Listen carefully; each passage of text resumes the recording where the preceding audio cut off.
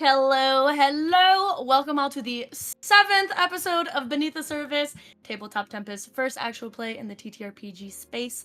I am Kris, your game master, pronouns they, she, and I am, per usual, delighted and blessed that all of these cast members, both in front of the screen, behind the screen, moving pieces on a chessboard, are all either immigrants or a child of one at least. And together we are bringing you a story inspired by Brazilian folklore that explores the nuances of living abroad when your ancestry is located in a place in another country. But first, the players who are bringing this story to life, I would like them to introduce themselves and who they are playing, starting with our lovely Clare. Hello, my name is Clare. My pronouns are she, her, and I am playing Carmen Pereira, pronouns also she, her, and I am playing the Star Playbook. We pass it off to our lovely Danny. Hey y'all, my name is Danny. My pronouns are he, him, and I will be playing Myto Bui. Their pronouns are they, any, but I will also have, as you all know, hopefully by now, Stitches, who is my little bestie, and I am playing the brains. Passing it off to our lovely Victor. Hello, everybody. I am Victor. I am playing Orúno Munín. His pronouns are he, him, just as my own, and he plays the very chill, Nothing Can Go Wrong book, The Doomed. And everything is fine. Right, Kris? Everything is fine for Victor. Maybe not for Orúno. Anyways, passing it off to Val. Hello, everybody. My name is Valiant Dorian. I use he, his pronouns. You can find me all on the internet, Valiant Dorian, or also Spirit Bear. Be sure that lovely treasure to set you on. Tonight, I'm playing your resident older brother, Gabriel Zhao, who uses he, they pronouns, and is playing the Scion playbook. And we have the lovely Jay. Hi everyone, my name is Nala or Jay, my pronouns are they, them, and I am playing Tamsyn Zhao, who uses she and they pronouns, but that one's a secret. Oh, and I am, what am I? The Legacy. The legacy she is. And now, since we're dealing with family and family trauma, I'm going to list out the plethora of trigger warnings for this game. Starting with discussions and expressions of grief, lots of conflict, potential for mutant bugs this episode. Discussions of family trauma, and specifically for these episodes, there will be a few other things mentioned. There will be a mention of pregnancy, though nothing beyond that, a mention of a child being given up by their parents, and there will be quite a few likely instances of some cruel or mean, however you take it, things said to some of our player characters here. Some of these things may ring true for you in the audience, what you may have experienced in real life. And so I want to reiterate, if at any point this game, especially this episode, becomes too much, please pause. You can always come back later. If just hearing it from an audio point of view is too much, we have the captions here for a reason if it's easier to read it as it's happening. But please do not push through just because it is, you want to see what's going on next. Please put your mental health first. The game will be here when you're ready to come back to it. Moving on from that one, a huge thank you to the people who are sponsoring and partnering with our game. As you heard a bunch of our players mention, the playbooks they're using, this is because we are using the Masks TTRPG system. And because of that, we'd like to thank Magpie Games for partnering with us for this campaign, who has provided us some copies, one of which still in its little wrapping, we are going to be giving away this week. I say this episode, but it's this week. So for you to get one of the copies that have been provided to us, please go check out our Twitter at Tabletop Tempest for all the information. The winner will be picked out this week, and then you will be receiving it like maybe within a week after that. So before the finale comes out, you can have this book in your hand. Besides that, Smoking Glue Guns, aka Whitney, is our dice sponsor for this entire show. So be on the lookout because in the next episode, we will be gifting some dice specifically made for this series. And they are beautiful. I will be rolling for attacks and damage against the players with some of them today. So, specials. So if anything happens, it's Whitney's fault. Whitney made the dice. And if they roll well, that's Whitney. We love you, Whitney. But again, huge thank you to our sponsor and partner. And are my players ready to dive in? Sure. I don't know about that one. Yay! I don't know Sure. about Nothing that We're in bad one. danger. could happen. wrong? Ooh. Okay. So we left off last week with all of you had left the underwater city and were traveling with William with the kind of this rope that has these weird magic powers that allows you guys to move very quickly through the water and not need to breathe in any water. You are just fine carrying about. And it probably feels like a little bit of time, not too much. I want to say maybe like 10, 12 minutes. But when I say you are flying through the water, I mean you are flying. For some reason, you see William's 2 little feet kicking as if he's trying to do a paddle. But there's no way this small child is actually taking you guys this far. His hand outstretched, the rope almost leading you all throughout the way as the lights of the city kind of dim beneath you. And you traverse around this underwater mountain that the city was built into to the opposite side of it, to where William kind of, without speaking, kind of instructs you all to keep holding onto the rope as you get to a ledge. And he instructs you holding in one hand to climb up this kind of ladder with it.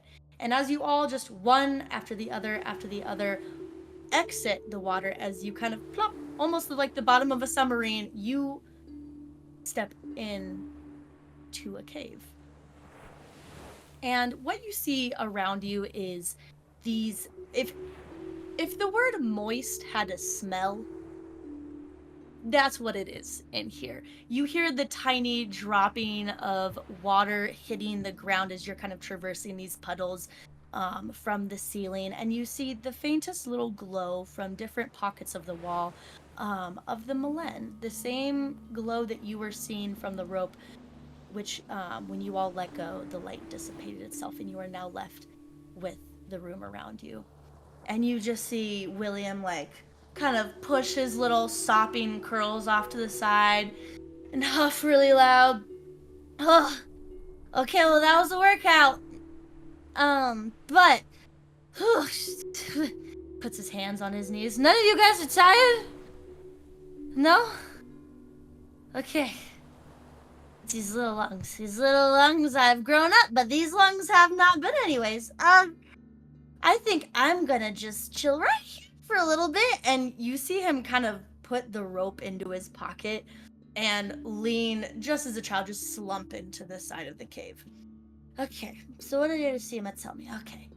This is the Cave of Wonders. Don't tell them I called it that. I actually forgot. They tell me all the time what this cave is called. I don't remember. But it's the Cave of Wonders. And this is where the Milen is harvested. And there used to be a lot here, like 20 years ago. There's a lot more, and it just, it's gotten a little bit smaller with production and everything.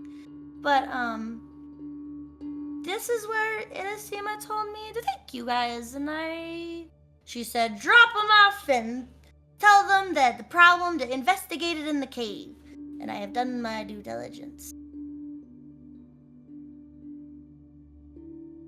All right. As long as you're comfortable here to wait for us. I think I could take a nap. Oh yes, Eddie's soldiers. But yeah, I don't really, I've only gotten into the cave one time. There's a bunch of really cute animals. There's this little slug, and I tried to keep one, but they said I couldn't. But it was just like a little guy. He was on my shoulder, kind of like what Stitches does, Myto. And you see Stitches look over at Myto, making eye contact, and you see Myto whisper, "You have a little more intelligence than a slug, but I think he's just saying you're cute."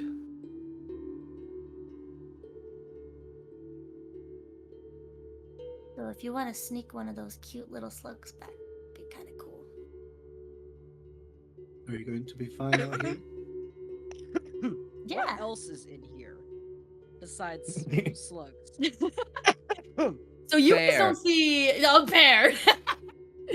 Fair. You guys don't really see too much beyond the room you guys have just crawled into. I want to say the ceiling is going to be about like 10 meters, 30 feet high. It's enough to fit maybe 3 more times the group of you. But the entrance that you guys kind of walked through was in the floor, and now the only real way in this wide and welcoming room is down this one, what seems to be like a hallway, like one passage that it's really the only way forward outside of like leaving back down.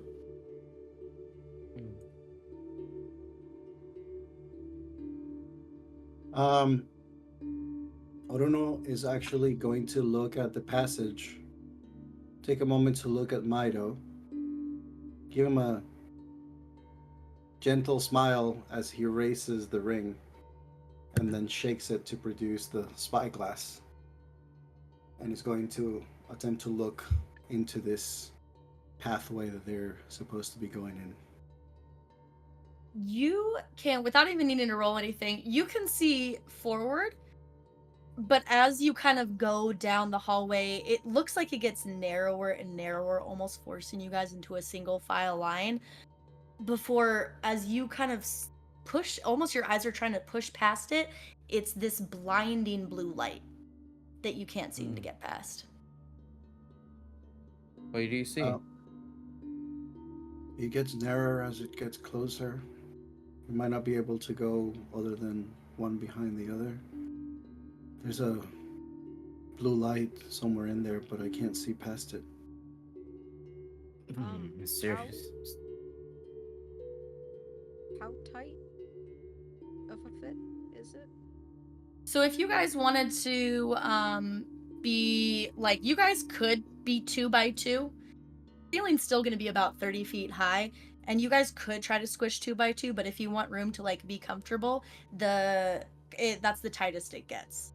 Is that if you wanted to like walk with your arms out here, you could still do that. Yeah, Above Tom was table. asking. Okay. Tom was asking Victor. Yeah. Yeah, I mean, I would have needed to ask that anyway to know exactly the details. So, what this invisible voice said. No, but yeah, Orúno would basically say, I suppose we can have people going side by side, but you wouldn't have much space for movement if you had someone next to you. Okay. If you wanted to be a little comfortable, then perhaps 1 by 1, but maybe, sticking together, I think, will be the best. I'll be fine. Yeah, I'll be fine. Before we go down, Carmen takes out her 2 phones. She wants to see if there's signal in the cave. There is no signal. Okay. There's never signal in this place. No signal island. Think she like looks at her phones, and she looks at Gabriel and Orúno and says like, if this worked, I wanted to give one to William so that in case something happened, he could call us. William, are you going to be safe just sitting here? Yeah. Why wouldn't I be safe? Oh, safe. I don't know. It appears we're going into something that might be precarious for us, and I don't know if I feel okay about leaving.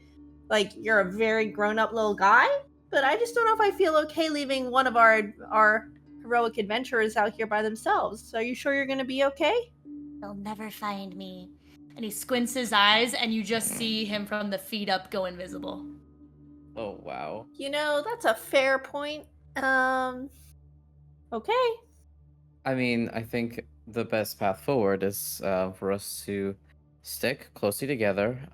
No one wander off. We do not know what this blue light is about. And yeah, cousins, stay together. Hey, And Gabriel. Oh, Sorry. no. Oh. This is actually a moment where Carmen is rubbing her 2 brain cells together to like spark a thought. And she said, There she goes. Gabriel, I wonder if you and I should be like kind of close together as we're going through this little tunnel of love going on, because we're kind of a double act. with our powers. I should probably be close to you, eh?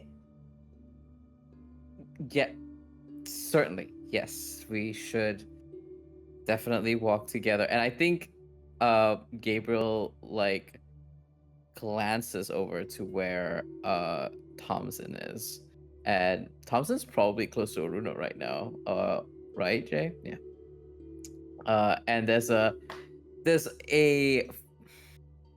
fraction of a reaction that happens above his eyebrow, a tiny twitch, the tiniest of the furrowing of the brow, but instead exhales that out and says, "Right, so we will double act as you say, and do other folks have a preference of where you'd like to stand as we? Not in the back. All right, Myto in the middle. What about you, Orúno? How do you feel? Front, back? Orúno has a moment where he actually where he turns to Tom and sort of like tries to get a sense of how they're feeling. Tom isn't really saying anything. I think she's a bit distracted looking around this cave and trying to get a feel of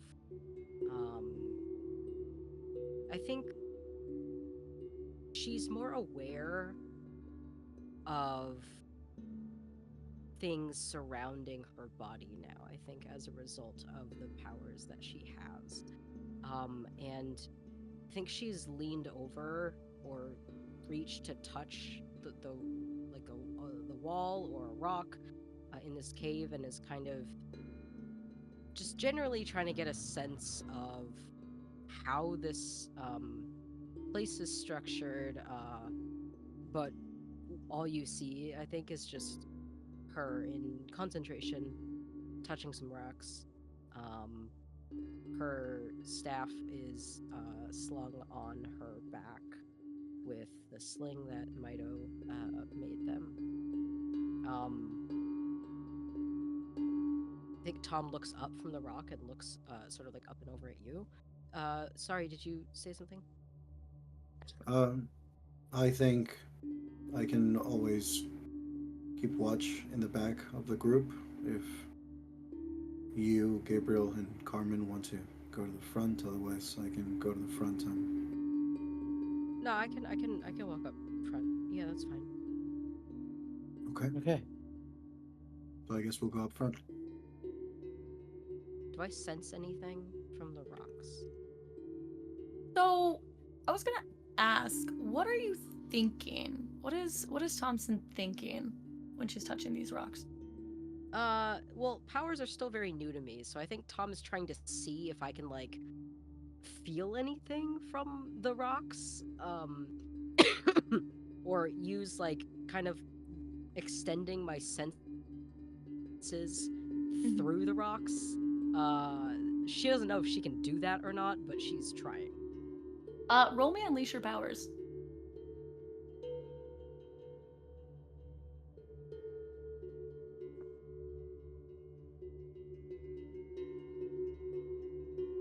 Seven.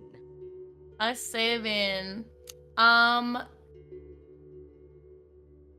gonna just say the effect is unstable or temporary, but because there's no reason for you to take a condition or anything, because you're just trying to. It's more of a curiosity I feel right now. guilty about this right now. I'm invading the cave's privacy. You can do that if you want. No, You I'm okay? get out of here. Okay, you do that, and you're almost dragging your finger along, and you turn your finger still on the rock.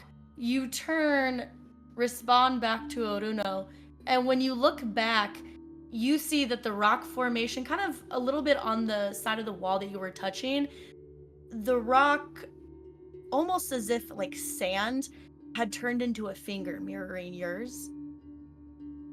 And when you looked back, a moment later, that stone finger just crumbles and falls to the ground.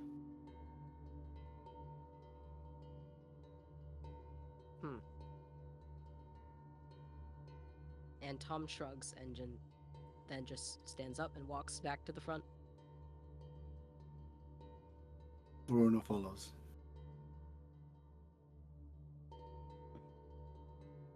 And I shall we? guess yep. I think there's a moment where Gabriel watches Tamsyn and kind of feeling a little out of place in the sibling dynamic and just smiles. Yeah, either way then, Tom Tom. And I think like gestures over to Carmen. All right, we'll take the back. And Myto, square in the middle. Let's get going. Right And as we. Myto, Sorry, go ahead.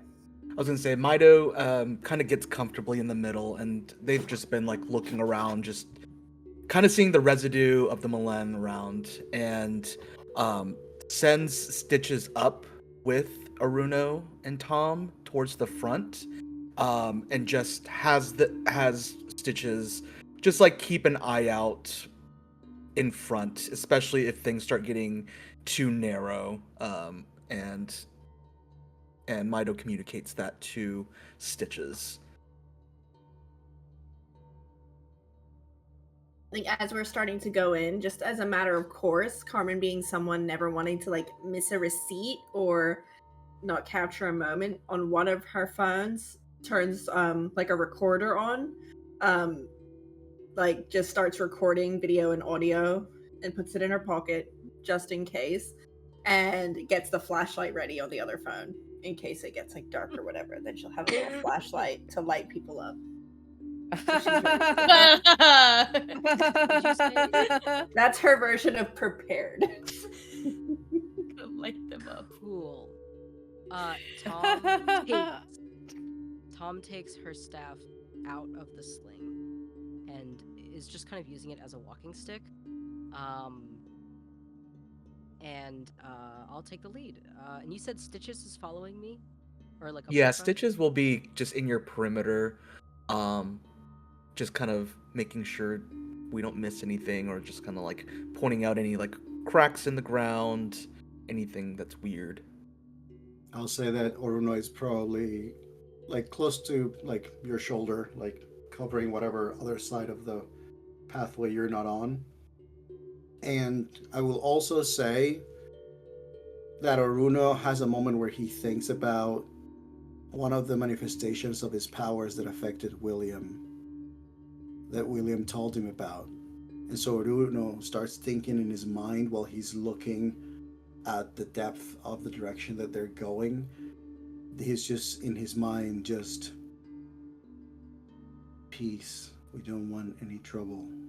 We don't want any trouble. He doesn't know if it'll work. He's just sort of like adding that like mantra in his mind in case that can actually help his ability that he sort of knows about, because he's not sure if it even like works in the same way, but his mind is like, this is gonna help me like at least center myself a little bit, feel like I'm doing something. I think completely opposite vibes.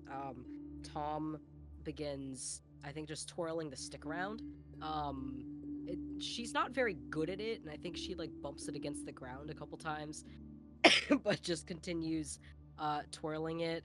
And in Tom's mind, she's thinking, "Hey, spirits, do any of you know what this is for? 'Cause I don't. I'd love a sign." And so I'm just doing that, and I'm keeping an eye out in front of us.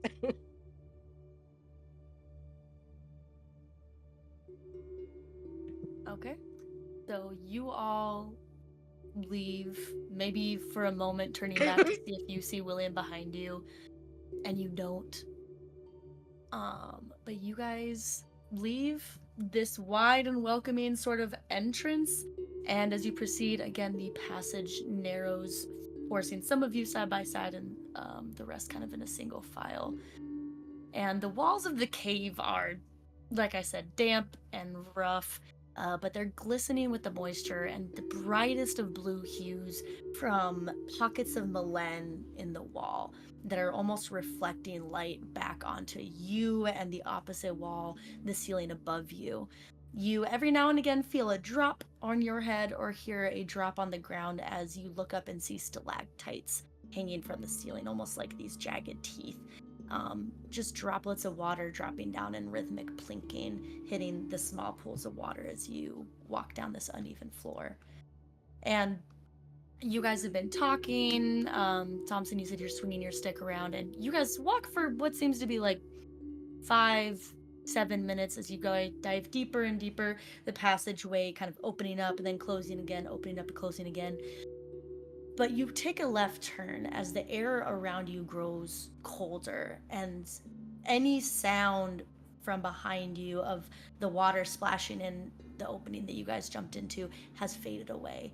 And you now hear this soft murmur, almost echo of your own footsteps, distant drips of water. And as you turn one last corner to your right, you see this bright blue light above you as the passageway expands open, and you step into this large chamber. If you had to guess, we're talking 30 plus meters, more than 100 feet, just wide, far and long, with this kind of eerie glow of light coming your way. And ahead of you on the other side of the room, you see 2 different ways you could go, 2 different passages in front of you. But if all of you can make me an assess a situation roll really quick. Okay.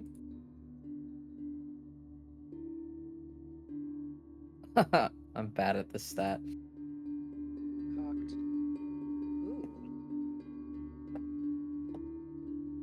I got a 9. A 9? Okay. I got an 8. 8. 10. And 10.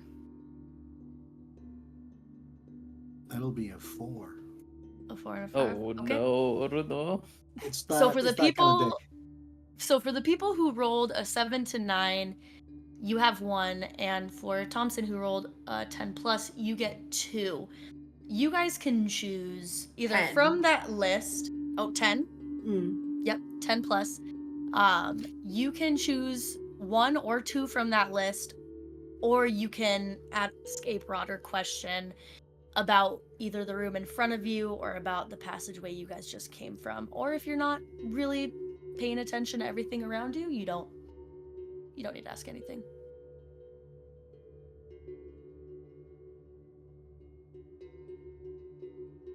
I think as Myto sees this bright, massive, kind of hyper focused bright blue in the sky, they've never really seen a plant, an algae, anything like that produce this type of light. So I think the question that comes to Myto's mind is, what here can they use to help the rest of the party? As in, can they take some of the Milen and try to use it on a gadget or something? Okay. I will take all the questions and answer because some of them might answer the same. Okay. What other questions do we have? I think Carmen wants to ask 2 questions. What here is the biggest threat? Straight up. Especially like applying it to sort of the 2 paths. And then you tell me if this is too foolery or not. But rather than who here is most vulnerable to me, I think she wants to like crackle some electricity through her fingers, just like with the adrenaline that's going through, and similarly is looking at the Milen and trying to assess either is there something in the Milen or something in this cave that is vulnerable to my power, to this like electricity and frenetic energy. Okay. What else? You can let me know if this question isn't one that you're looking for, but the question, the forefront of Gabriel's mind is, how can I best support the team here as we navigate? Okay. And what other questions? Tom gets 2, so I think being at the front of this line, I think Tom's first question just off this list is like, what here is the biggest threat, or I guess to reword it, what here is a potential threat, so that I can't be surprised by anything. I think Tom is very hyper vigilant. She does not like enclosed spaces. And being in a cave makes her a little nervous. So I think that's the first thing that she's looking out for. And then this might be a little off the wall, haha. But I think I want to use my second question, which still fits assess the situation. But I think Tom is still trying to figure out what else she can do. Because obviously the core of her power in the ceremony was being handed this stick. And when I was put in the trial in that box, I did not use the stick, so Tom's trying to figure out what the stick's for. And so I think that's like half my energy is being hyper vigilant, the other half of my energy is trying to figure out what the stick does. All she's noticed is that it changed shape, but that's it. Okay, and I think that was all the questions, right? I believe so. Okay, so to GM answer some of these, and then the rest of these story-wise. To answer Gabriel's first, how can he best support the team? The best thing you really can figure out is to be aware and to assess everything, because as you're looking around, you have never felt more, no pun intended, out of your depth, and you are not really recognizing anything around you. You kind of realize in this moment that you've never taken enough kind of a scientific interest in the Milen, and the more you look at it, the more you're realizing how much of it is in here. And your brain kind of starts putting some things together, like why are we coming here? Why did no one else come with us? Well, we got a little bit of information about the Milen, but we don't really know what the hell this is. And so you kind of get the idea that you should probably be very wary of your surroundings in order to best support the team.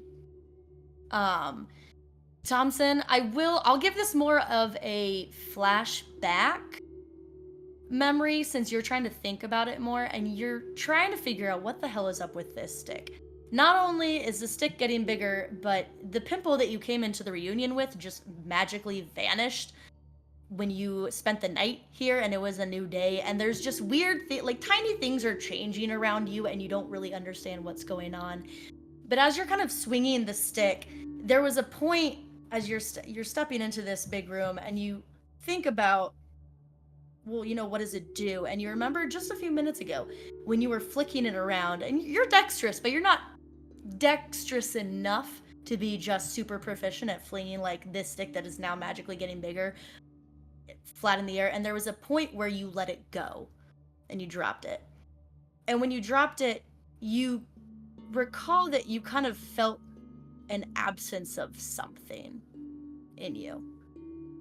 Like this weird, not that it's a strength, but that when you had it in your hand, you felt like you were stronger, and when you dropped it, that kind of faded. And you almost didn't notice it until this moment where you kind of just flicked it between one hand and the other. And now you're noticing that even when you throw it back between hands, as it leaves one hand, you feel that strength gone for a moment, and as you catch it, you feel it come back. And then to answer the other ones, Myto, about the Milen, what can you use for the benefit? You just know that it's beneficial.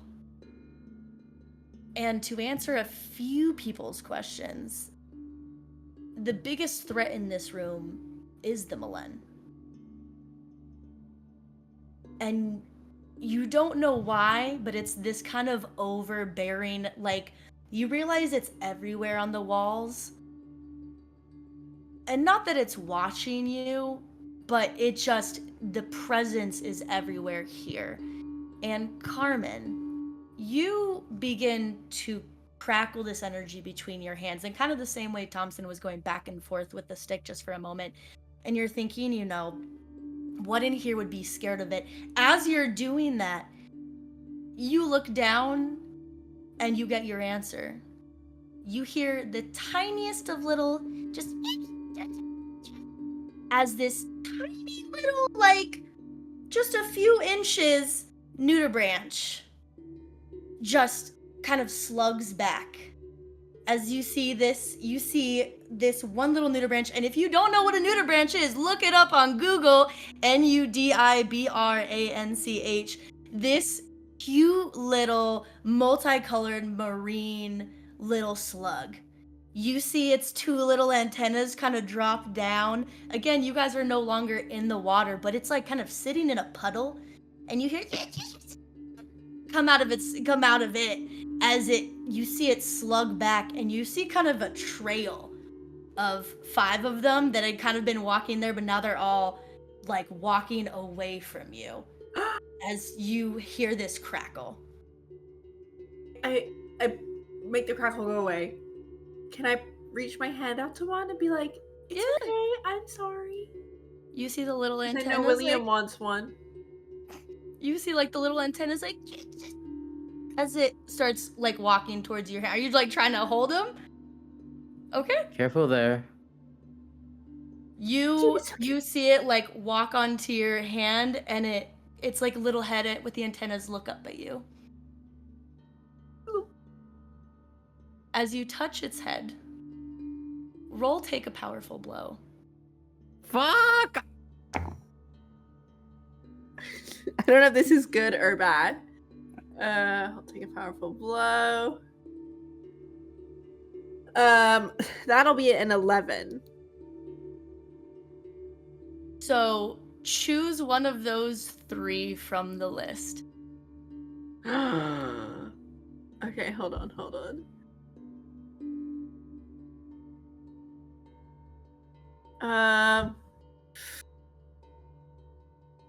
I'll choose lose control of myself or my powers in a terrible way.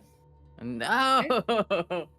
You all see just this cute little blue and yellow nudibranch sitting on Carmen's hand as she, oh, you're so cute. And the second that you see Carmen touch its head, you hear the squeak one last time, just from this guy, as you see a boom of electric shock kind of extend outside of Carmen.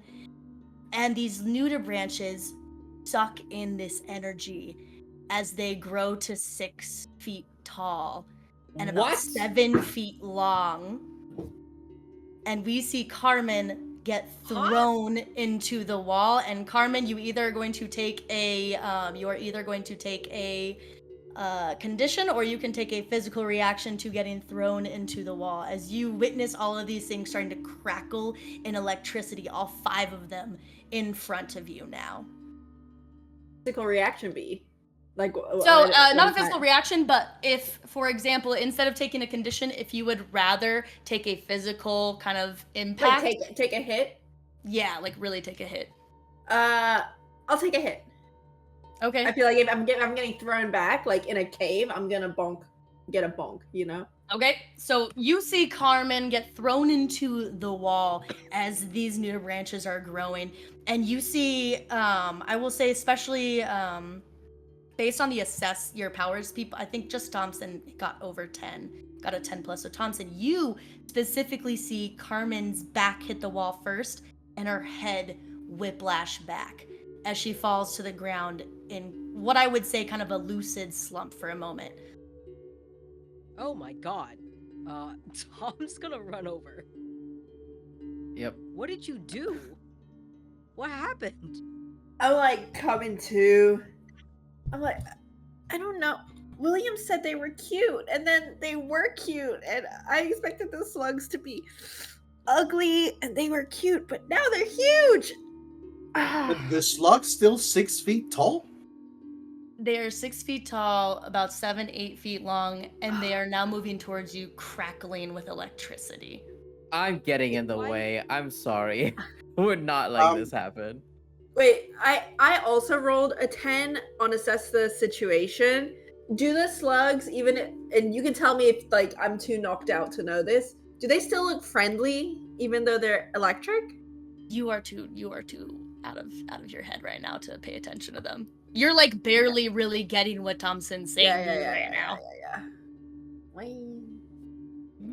They're so cute. Can I pet that dog? Can I pet that dog? No. I need Myto and no. Gabriel to roll me take a powerful blow. Question. You can ask while Myto and Gabriel are rolling. What's up? If reflectively, instinctively, could Orúno raise his hands and use his psychic constructs to actually create a separation between the group and the creatures?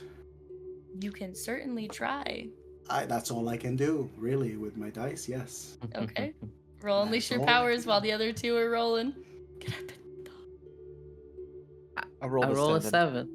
Wow, both of us, huh? Both of you 7. Mm-hmm. Okay. That's, And then I Orúno, rolled what did you get? 12 plus 2, so 14. Okay. And then Myto and Gabriel. Which one from the list?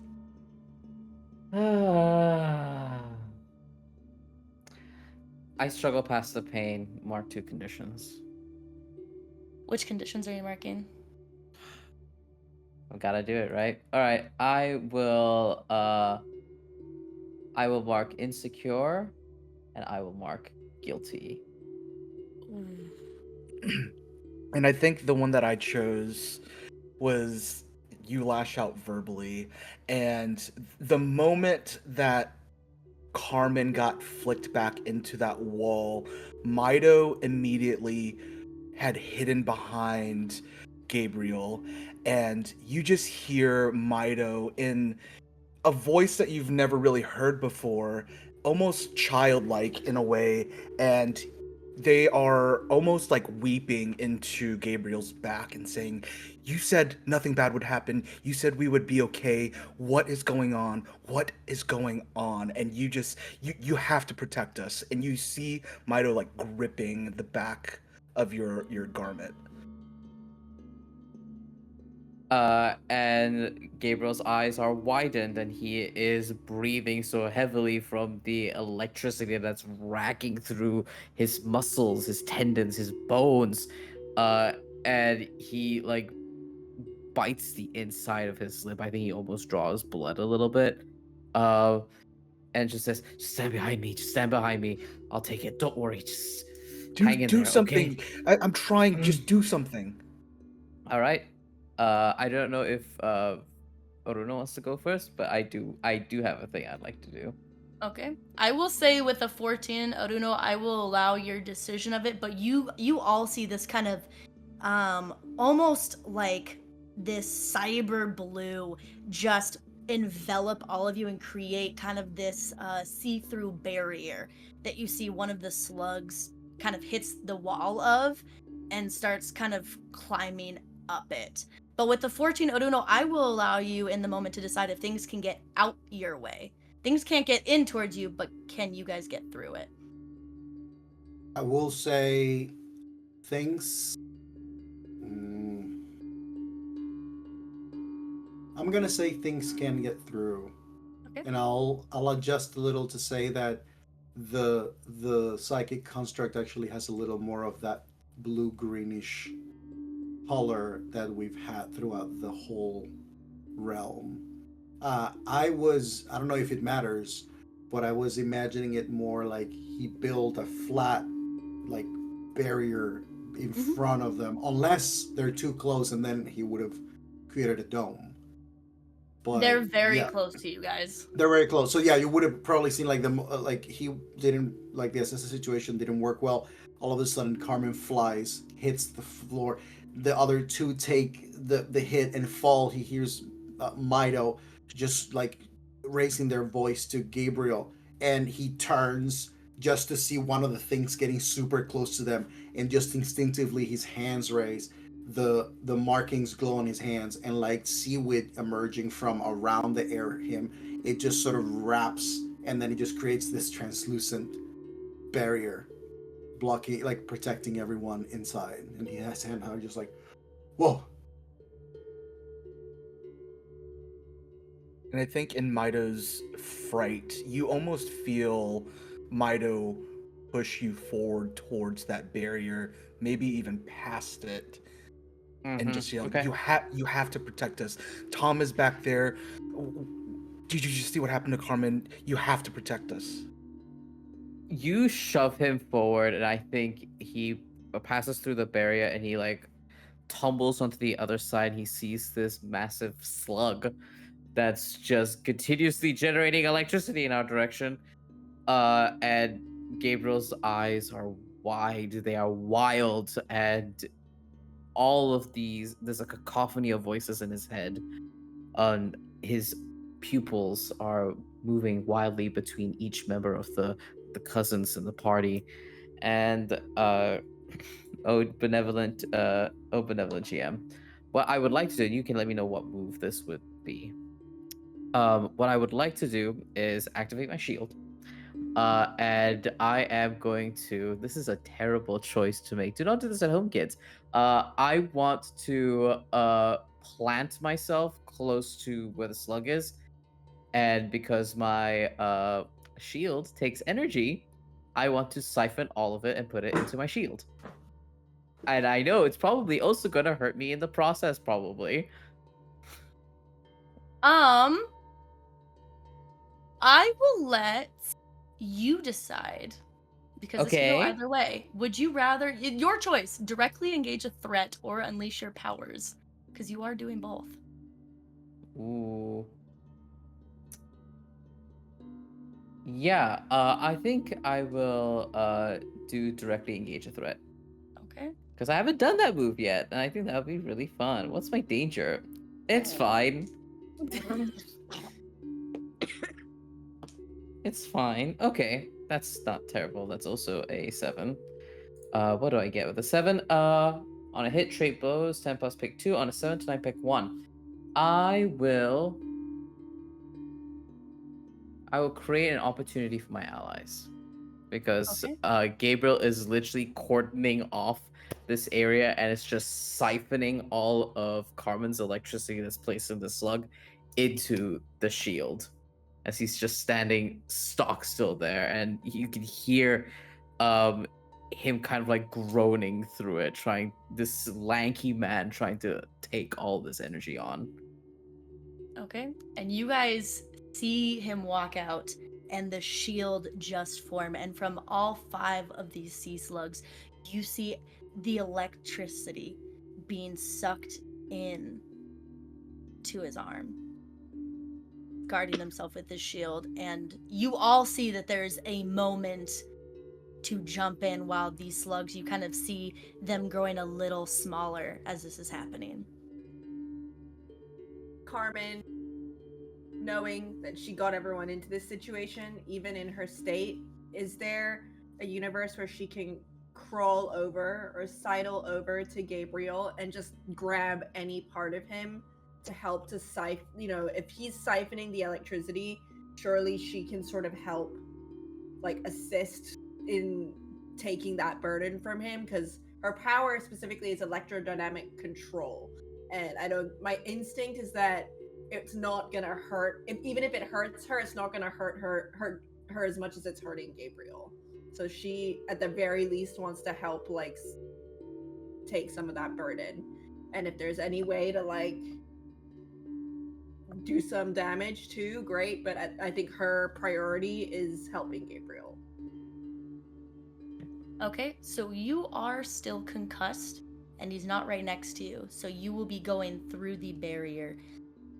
And normally it wouldn't be a roll, but because you were just concussed, it is going to be a roll. So can I just get a... Are you trying to use your powers, or are you more so assisting?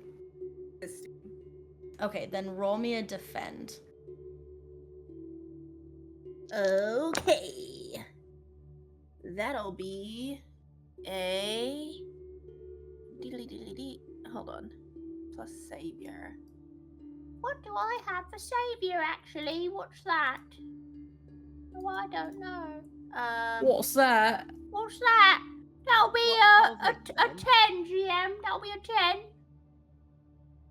You said that's a 10? Yeah. Okay. On a 10. No, on a hit. Yep. On a 10, you are successful in doing this, but also look at those 3 and you get to choose one. You either add it into the pool, which you haven't really been doing. Take influence over someone you protect or clear a condition. I want to clear I mean, this isn't really a condition, but I want to no longer be concussed. Okay. Yeah. You move through this. You're almost like dragging yourself a little bit as you get up to stand up, and I'm guessing probably freaking Tamsyn out a little bit in the process. You're like little woozy concussed Tom's like head what are like you I doing? got Get this. stopped. Just seeing red, and you see Gabriel in danger, and you all see Carmen push through this and kind of lay a hand on Gabriel as the two of you see the electricity just almost in that moment by the touch. You see it get all the electricity sucked in to that armband. As Carmen, you feel your head kind of almost in the same moment that these little sea slugs go back to their original size, the last bit of electricity siphoned from them, your head feels clear again. And for a moment, before you even have a chance to exhale, you hear something move behind one of the rocks in the corner. Who the fuck did they send now? As you see a face turn from behind the rock, and we see Miriam, 20 years younger. And you see her come around this rock, kind of glance at all 5 of you, and for the audience, this woman looks with a bit different. She looks a bit more like Tamsyn. I don't know if you guys want to describe what Miriam looks like, or if you would rather me do it. I imagine our mother is maybe slightly taller than average height, dark brown, almost black hair,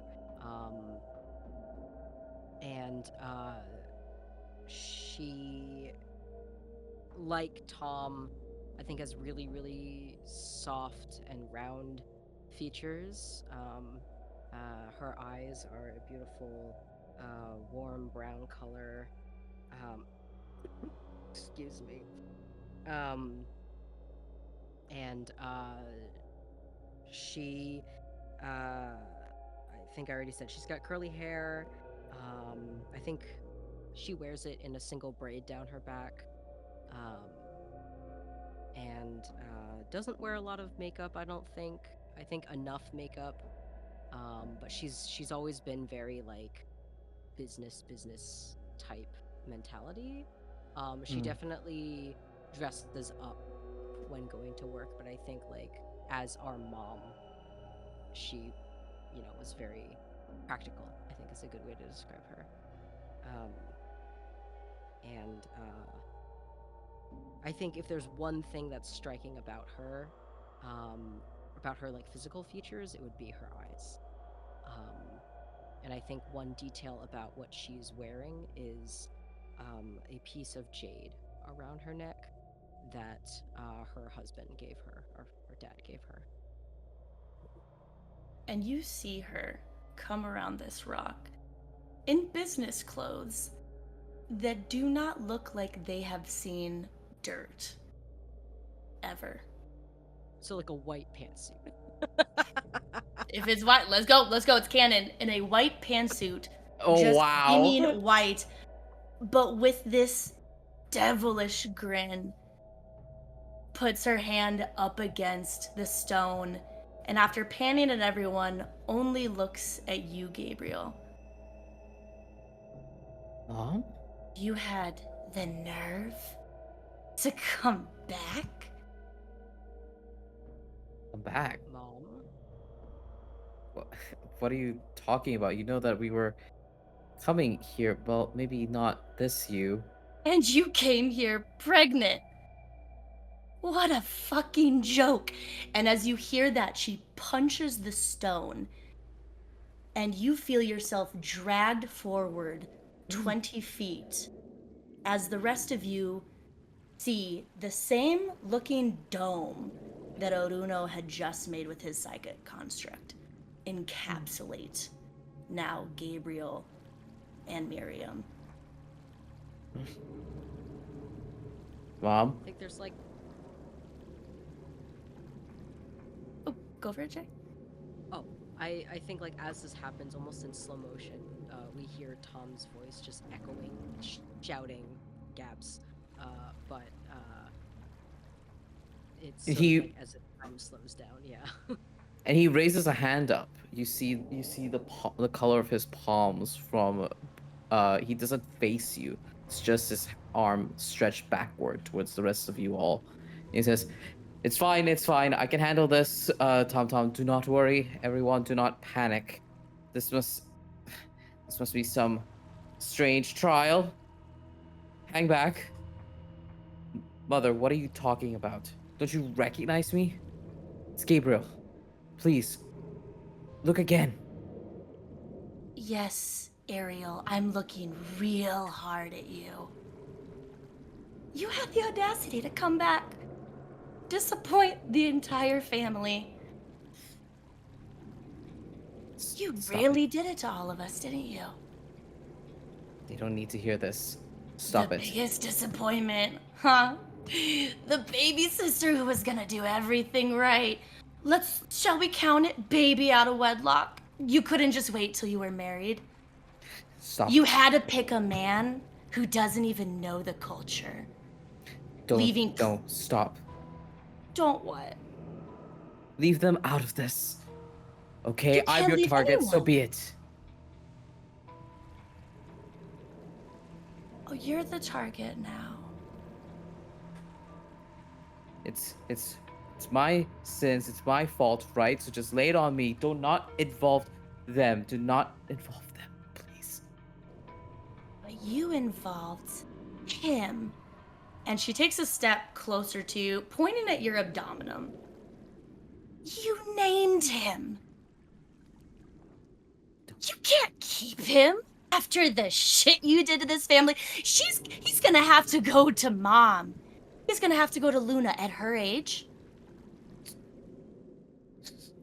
Don't say it. Please. What was the name you picked for him? Couldn't come up with anything better.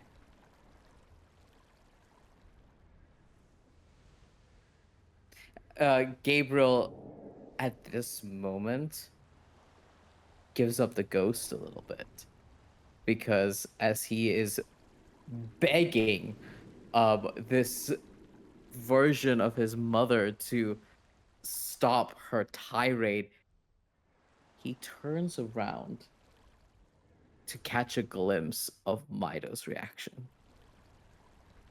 And above And table, then you step guys into can hear view. all of it.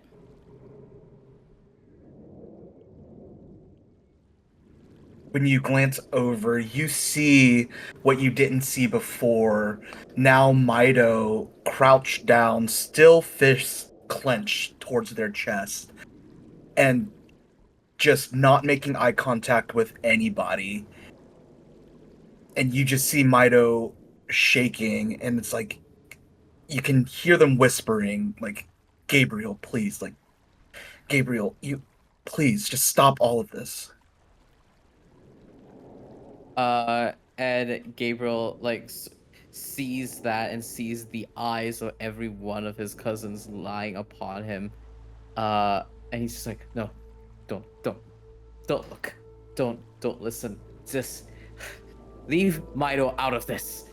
All right, your problem is with me, right? And what I represent. Fine, then lay it on me. I will hold it. That's fine. Just leave them all out of this, okay? They don't deserve this. I'll lay it out on you, little sister.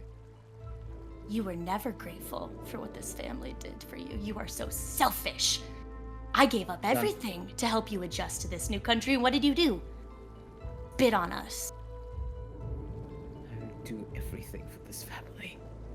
I've done everything you've asked.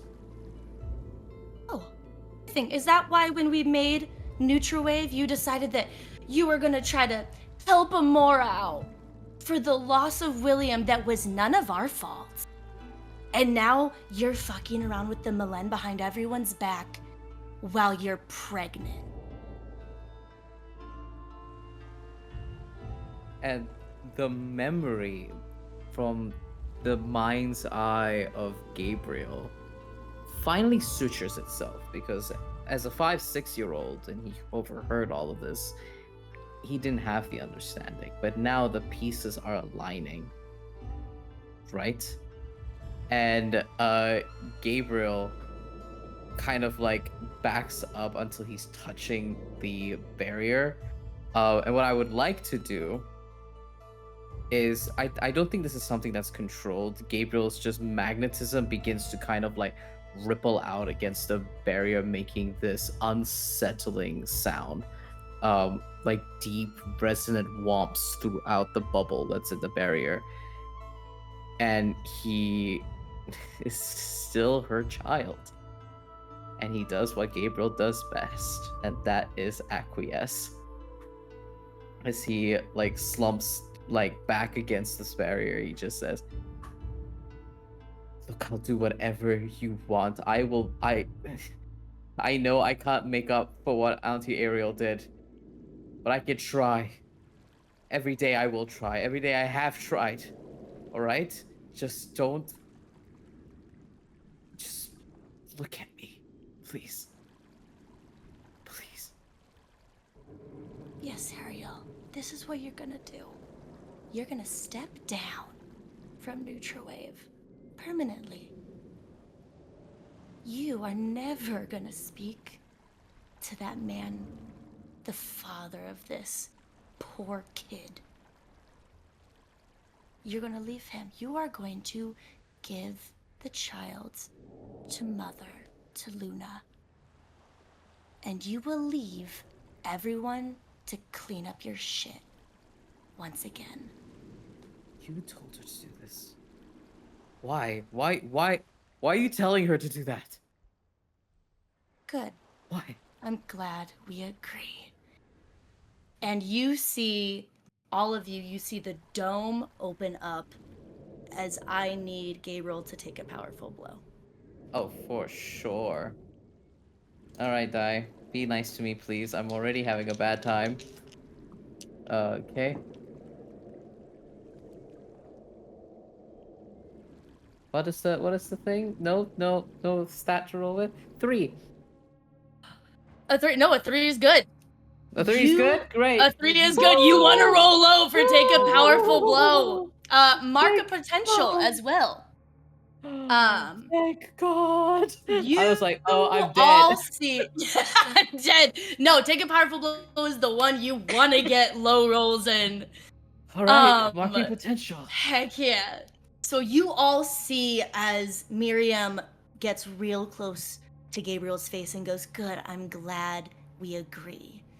As the barrier comes down to the ground and you all feel this boom in the earth as this kind of almost this sound wave knocks the ground like underneath Gabriel's feet. Gabriel takes like 3 or 4 steps back, almost bumping into a couple of you, and now that you're all back together.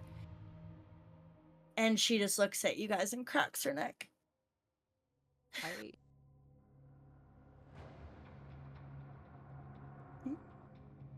Oh, you go ahead. I'll respond after. No, go for it. You guys have a moment as you've kind of gotten knocked and you see she's cracking her neck, like looking at all of you. Okay, so I imagine Tom, or I want Tom to catch you, Gabriel. And I think I make sure that you are righted on your feet, and steadied. And I almost instinctively take a step in front of you, and I stare at this person, my mom, but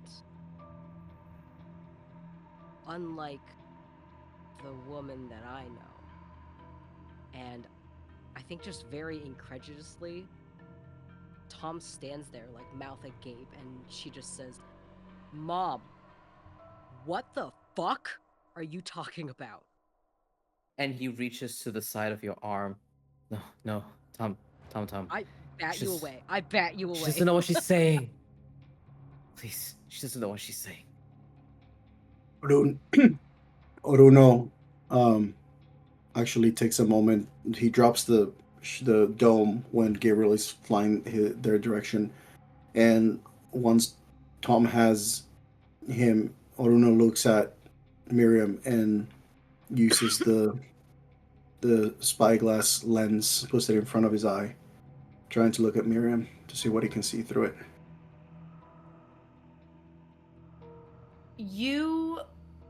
I'm gonna say all of this is kind of happening at the same time. You guys see Gabriel get pushed back, and Tamsyn, you kind of catch your brother and you begin to yell as Gabriel's telling you to be quiet. And in the midst of this, Gabriel, you take out the glass and you see Miriam across the way, and as you pull it out and zoom out, you no longer see her. And you hear whispering, "You gotta be quicker than that, little kid," as you take a powerful blow, as she is now right behind you. In the midst of you all. Spooky. Okay. Don't like it. This is now a horror movie, everybody. I Sit don't tight. like it. That's a 6. Okay. She goes almost, actually no, you can't see her. People behind Orúno, you see that she kind of puts a hand on Orúno's back, and Orúno, you do go flying. You get thrown off into the air about 10-15 feet before landing 2 feet on the ground, one hand kind of stopping you from falling down as you're now 10-15 feet away. And Miriam's in the middle of you all, looking at Tamsyn. "I don't know who the hell you are, but if you're any friend of Ariel's, you should probably go." You don't recognize me?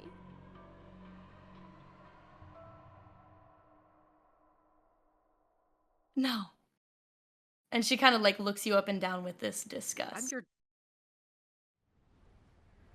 "I don't know Mom who any of instantly you." feels so self-conscious because she ditched her cardigan somewhere and is no longer wearing it.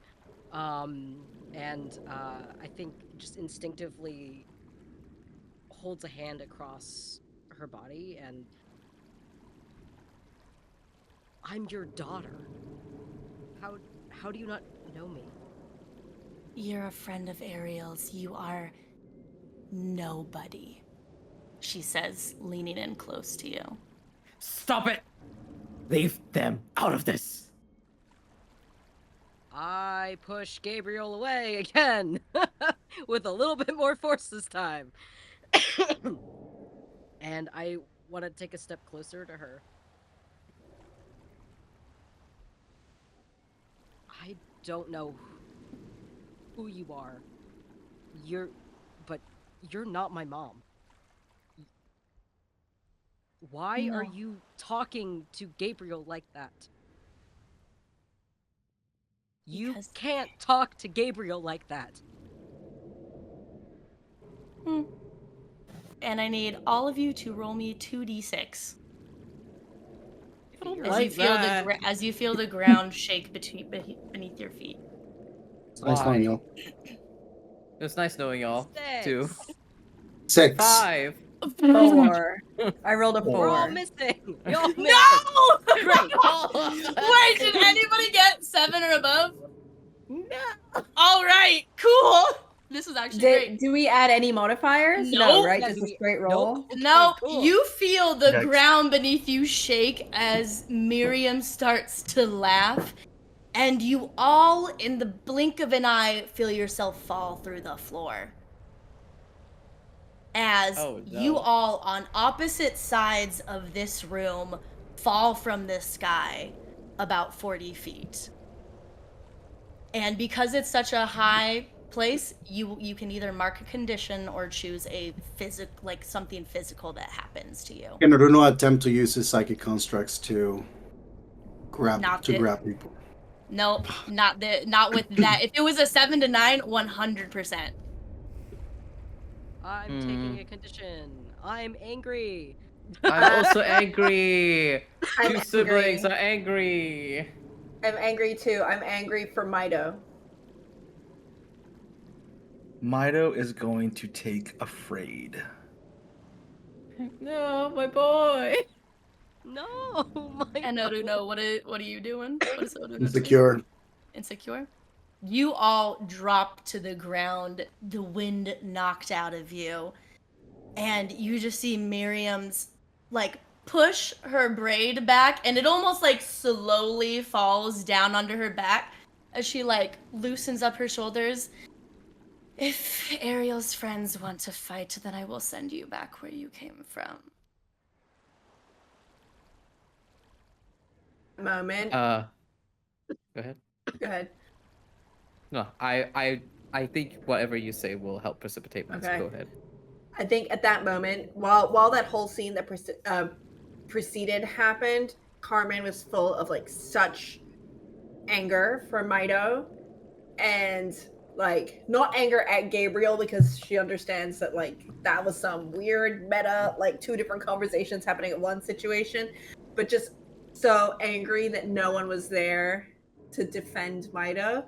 And so I don't know how far she is from him. If she can grab him, she will, to hold his hand or with consent touch him. But if not, if they're far away, I think she looks at him and says, "Remember what you told me. It's okay to get messy." And I think we're about to get messy. And you just see Myto wiping dirt and tears off onto the fur of Stitches right next to him. And you just hear Myto go, "It's okay to be messy, but you cannot treat family like that." And Myto stands straight up and is making eye contact with Miriam. And Myto lets out, "You cannot talk to family like that. It is not respectful. And you definitely do not talk to your children like that." Tom's gonna stride forward. I'm mad. Staff in one hand, the other hand is balled into a fist. And I think I'm just trying to get closer to her, and I'm trying to get in between her and Myto. Okay.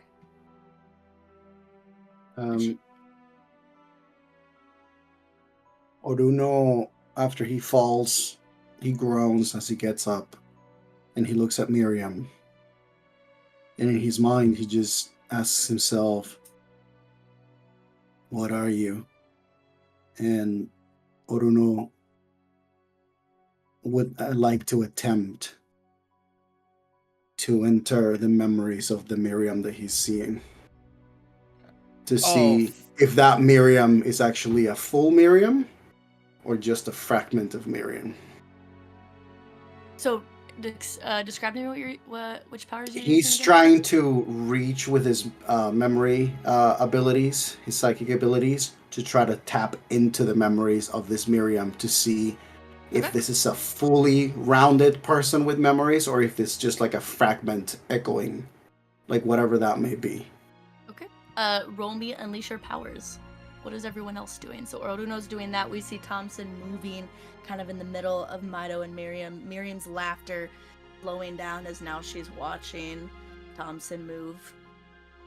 I think Carmen is really angry. So we see those sparks kind of getting ready and crackling in her hands, and the bangle sort of vibrating as it's kind of trying to contain this energy from her, this indignation that I think she, in looking at Myto, relates to very strongly and wants to defend him.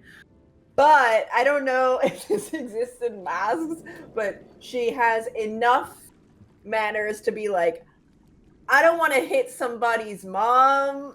So is there an equivalent to readying an action? Someone else gotta be the one to fuck her up first, and then It's gonna be me. she'll.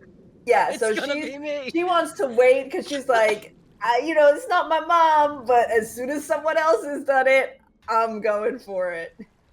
So Waiting if for permission. if Tamsyn tries to directly engage a threat, aka Miriam, and if Tamsyn succeeds, Tamsyn can create an opportunity, which is would be an automatic react. Okay, cool. That'll be a 10 for Orúno, by the way. Okay. And then is Gabriel doing anything?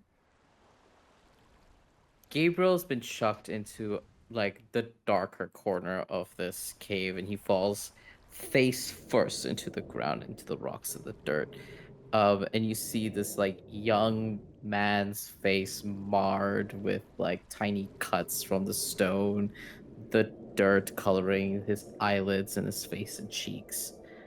He grips the soil underneath his hand as he wills himself to get up, and he hears everybody defending Myto speaking up for him.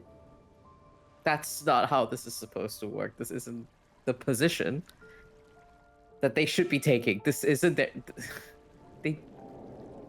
this isn't something they should deal with. It's better if I held everything. It's better when I held everything and everyone else can be happy. And I think we just see Gabriel's like forehead touching the dirt as he's willing himself through a lot of anger. And I am going to grant people's wishes over here, and I'm going to strike at my mother with my shield. I'm gonna throw my shield in her direction. As Gabriel says in a voice none of you has ever heard before, not even Tamsyn. Shut up! Enough!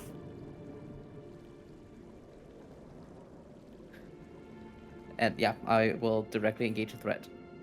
Okay, you roll those 2d6 for me.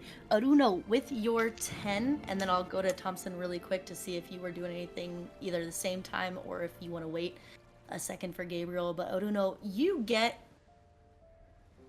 into this thing's head, and you see a memory play out. The audio you just heard coming from Miriam's mouth only moments ago, you hear that voice. You're in Miriam's POV. You hear her voice yelling these things at Ariel across the kitchen counter. And you are seeing the scene laid out for you, what you just witnessed, but with Gabriel in this desolate cave. And as the memory gets to where it was left off, you see it go back to the start, and it plays out again. And with a 10, you know this is the only memory this Miriam has. You're on mute. Sorry, I don't know if this is something that I would need to wait for afterwards, but I think intuitively Orúno is seeing the memory go over and over and over. And he, to himself, he just has a moment where he just says, stop. As he, whenever, would like to attempt to stop the memory, he'll just pause it. Okay, we'll get back to that in just a moment. Tamsyn, you were kind of in the middle of Myto and Miriam right as Gabriel is taking in that deep breath to yell. If it's okay with you, pal, I think Yeah. it would be cool if we like super comboed her. Yeah! Super combo. Our mother! Sibling solidarity. Let's Yeah. go. Ally. Ally. So how I imagine this is I'm like striding up to her, trying to like first of all take her focus off of Myto, because what the hell? That's not okay. That's just mean. um, and I imagine like we are directly across from each other as I'm walking towards her. So then you are behind her if she's facing Mm-hmm. me, Yeah. and um, I think as I'm sort of striding forward, Tom is like wiping off probably just some stray. I got some cuts, so like stray blood off of me, and she looks so angry. And sort of similar vein, Tom stands probably 5 feet away from Miriam and is just like staring into her eyes, almost desperately searching for any fragment of the person that I know to be our mother. And when I don't see that, Tom's grip tightens on her staff and she says, I don't know who you are or what you're saying, but you don't get to say these things to the people that I love. And Tom's gonna swing her stick at her at the same time that Gabriel gathers himself and chucks the shield at her from behind. Above table question is Tamsyn trying to use um her strength, or is she trying to use one of the things the staff allows? Is it more of So- the impact of the stick, or is it what you're deriving from the stick? I think because above table, Tom is not aware that she has a secret third power set. She is not aware because nobody told her. So I think I think um Tom's intention can I describe what happens? Um Sure. You guys still have to Okay. roll for this. Okay, so Mhm. why don't I roll first? Yes. Okay. Mhm. I did What roll. Both of you are for- enrolling directly engage a threat. I did roll a 7. Okay. Oh shit. So you will So- pick one of those as well. But you can also, because it's a combo move, you can flavor it. I would like to impress, surprise, or frighten the opposition. Ooh, okay. Okay. Emphasis on surprise. Emphasis on surprise. I rolled a 10. There you go. Pick 2 and or flavor. I would like to take something from them. And I would like to I think create an opportunity because then that's for how Gabriel's gonna hit her. But I think what we see is that Tom is swinging this stick around to try to hit her because Tom knows and has sort of realized even in like the like overnight that like I'm a lot stronger now, which is weird. That's new. Nothing is heavy anymore, which is weird. And I think in her mind, she's like, yeah, I'm just gonna hit her with this stick. But I think what actually happens is as I'm like striding forward, I imagine there's like bits of wind in this cave that begins to pick up around me. If this was animated, I think we'd see some of the like the dust in this cave start to like swirl around. And as I swing this staff, I think the wind blows her backwards. right into Gabriel's shield. So we just sandwich her. And I think the other thing is when I swing the stick doesn't even touch her because the wind blows her away before I can actually hit her. And I think Tom actually like turns around to look to see if someone else did that. And because she's a little disappointed I didn't hit her. She's disappointed she missed. Is what she thinks instinctively.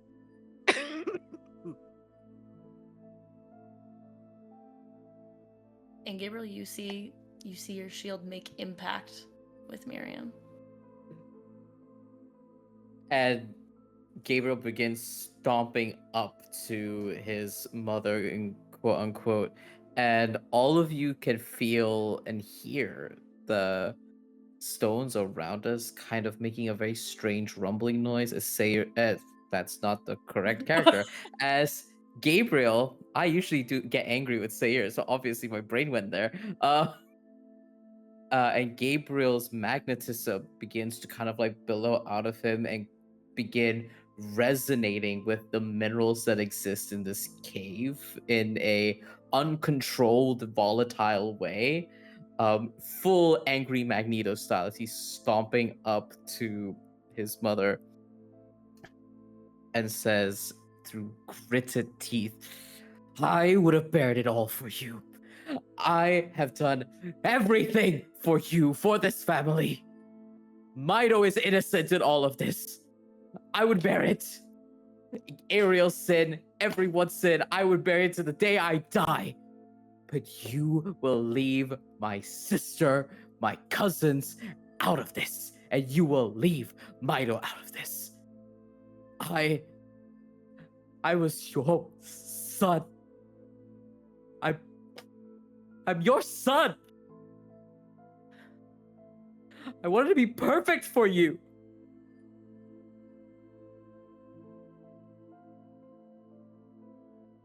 I'm your son.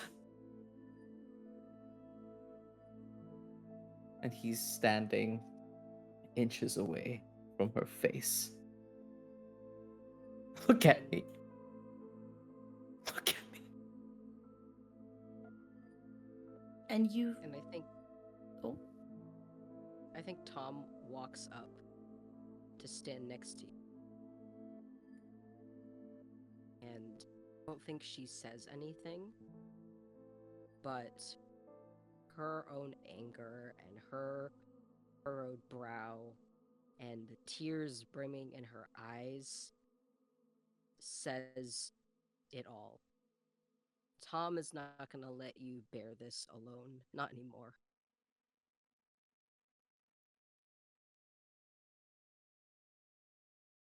Every secret I kept for you. Every sin. All I wanted was for you to look at me.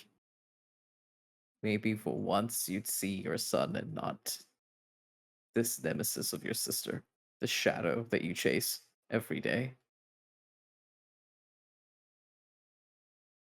But maybe I'm the fool. Why didn't you and tell you me? see Miriam looking through you, Gabriel, as she's kind of going back and forth. Her eye almost kind of glitching a little bit. And she leans in real close to you. You will never know your son, and it will be your fault. I want to punch her. She, I wanna punch- as you pull back, she phases through Gabriel, falling forward to the ground, and then phasing out and disappearing. And it is just you five in this room. Is the psychic connection broken? The psychic connection, I will say going back, the psychic connection broke when the first hit from Tamsyn happened. That was basically when you were getting that and you said stop almost the same time. Gotcha. Everybody okay? We all okay? Gabriel is stunned silent. You see this tall, pretty lanky young man. Shoulder rolls forward as he hunches low, gripping his hands tightly into tightly white knuckle bound fists, and he shakes ever so slightly, partially from this horrific anger that's still coursing through his veins, but also disbelief. And I think Thompson, you can see that. You can see, and you know him better than anyone. You can see it in his eyes, this sheer disbelief of what he has done and what he has said and revealed. Tom puts her hands on your hands and tries to like unclench your fists. I think the staff clatters to the ground. And she's trying to support your weight. And also just keeps like whispering just over and over, like, why didn't you tell me what you did not have to bear this alone?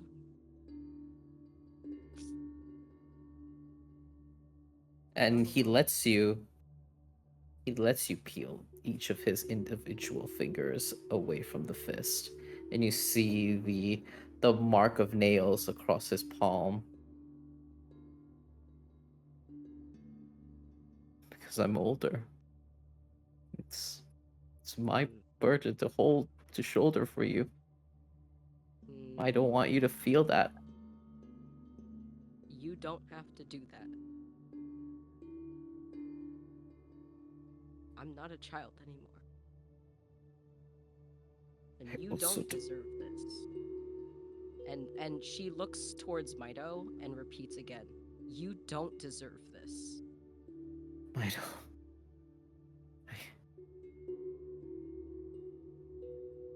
You see Myto still in that very tall position, as tall as Myto can be, and it almost is uncharacteristic of them, how they're standing and how almost emotionless they were.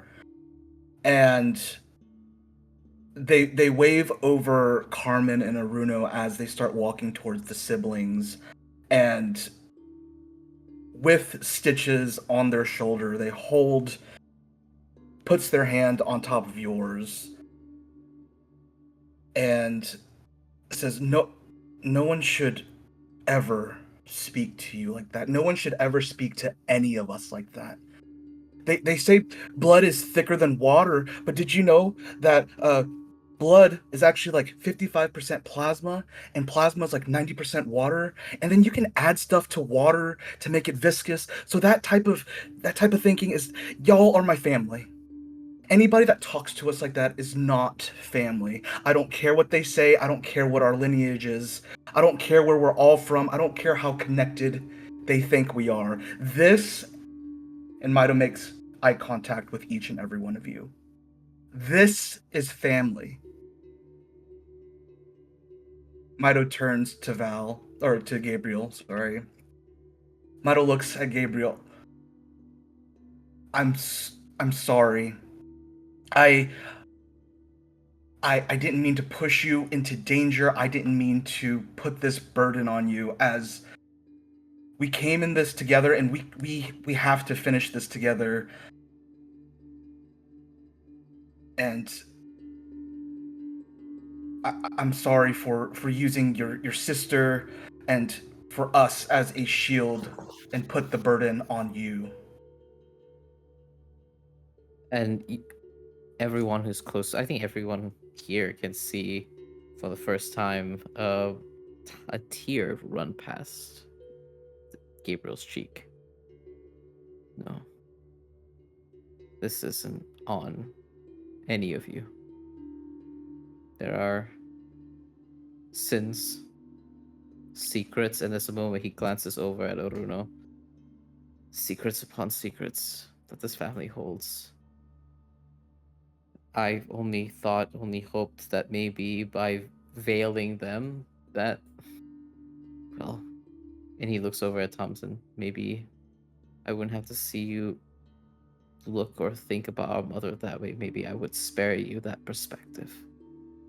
And I thought that maybe if I kept things secret, if I did everything that I could spare you, Myto, the pain of the gossip, the scandal. But I was a fool, kind of. That's not my place, either. I'm sorry. I should not have kept that from you. But I do care about you, Myto. I do care about all of you. That's truth. And I'm sorry.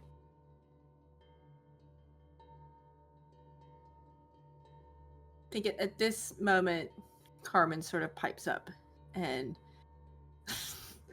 starts with a little bit of a, well, look, not to say like I told you so, but our parents and our family been sucking for a while. So glad you're all here with me now. And then she sort of drops a little bit of this affect. And, you know, our parents, your parents, our aunts and uncles, they gave us a lot of shit we didn't ask for, right? And now whatever comes next, and she really looks at Gabriel here, we have to make sure that we're doing it for the family here in this room. Not the family who gave us that task, not the family who sent us down here when we didn't ask to come here. None of that. I'm here doing this for you. And I want to know, and she looks at each one of you, that you're not doing this, she looks at Gabriel, for some expectation your parents had. You're not doing this searching for something that someone back there is going to give us, but we're doing this for us. Because this is the only family I'm interested in protecting right now. Here, here.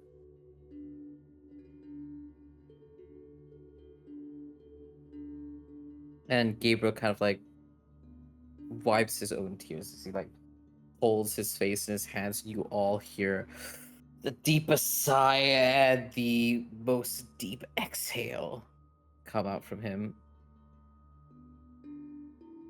You all have been my priority.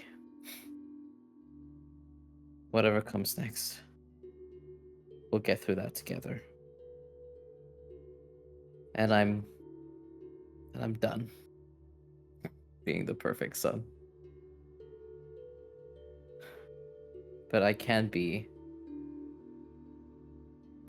your cousin, your brother. I can be that. When we Go! Group chat for life! when we get back, Tom kind of like tries to like be playful and nudge Gabriel. And she says, when we get back, Mhm. we're gonna have a lot of questions for Mom. But I need you to know that you will never have to share this alone. It makes me sad that you have been carrying this for so long. And I know you're trying to protect me. I'm not a kid anymore. I don't need protection. I love you so much. And I love that you've done this for me, but I don't need that anymore. And I hope that you allow me to help you. Please? In this moment of pure vulnerability, you see that little through his eyes, that little bit of hollowness, that little bit of emptiness that kind of sits in his heart is this kind of consistently existing void. And as you go through everything that you want to do, Gabriel slowly wraps his arm across your shoulder, pulls you in for a side hug as we are walking. And you see it for a moment, that little glitter in the depths of his pupils, of maybe that void, that hollowness you see reducing. And he says, "You may not be a kid anymore, but you will always be my baby sister, and I will always protect you. But I understand." I hip check you. But I understand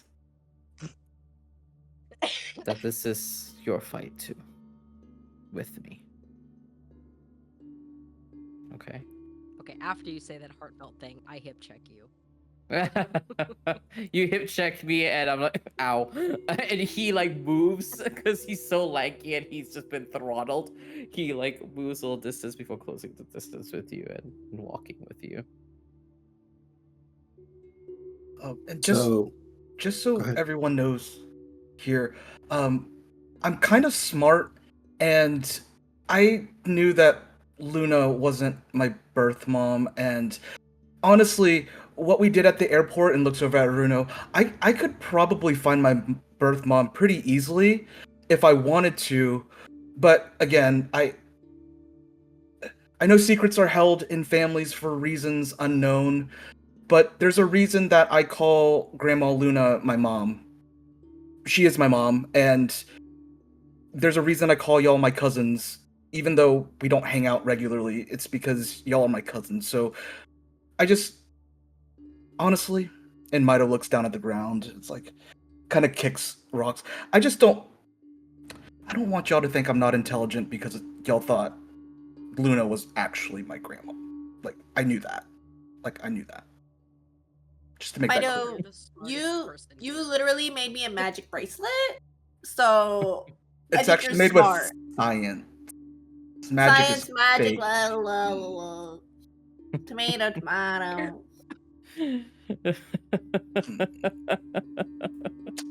And Gabriel just laughs.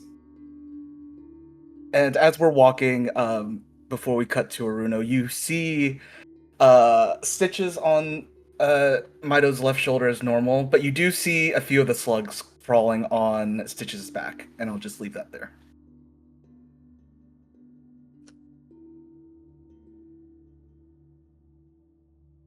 a friend animal? um, I think as everybody is walking, Orúno kind of has a moment where he's just looking around the room and then joins the group, and it's just, I don't know if it matters much after all you've said, but that thing was, I guess it was like a broken record. It was I was able to look into its mind, and it was just the memory just playing over and over again. But I can't talk for whatever you guys have been through. I just want you all to know that that wasn't real. Just a test, I guess. But the memory had to come from somewhere. Yes, I wanted to try to find more, but I couldn't.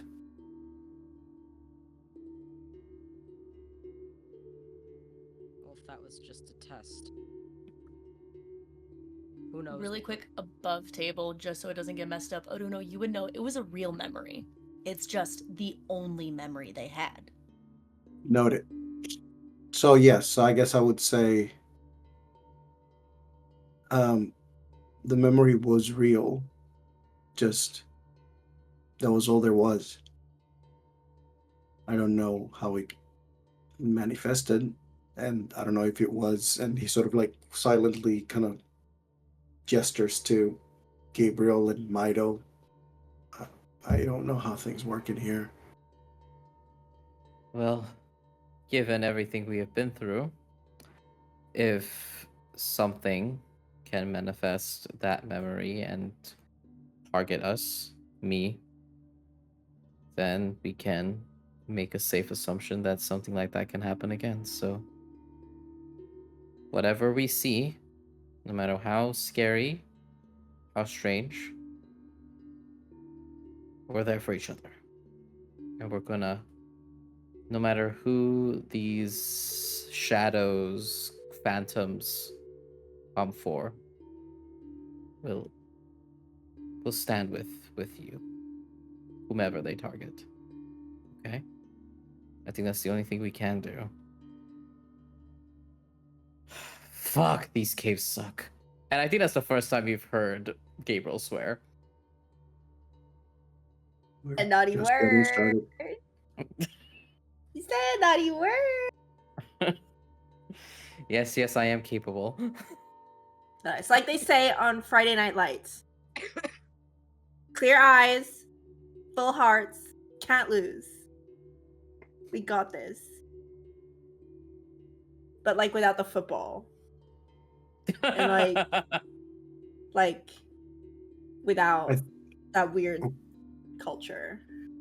Mm-hmm. Mhm. Mm-hmm. Bless you. And just I'm just gonna throw this out there.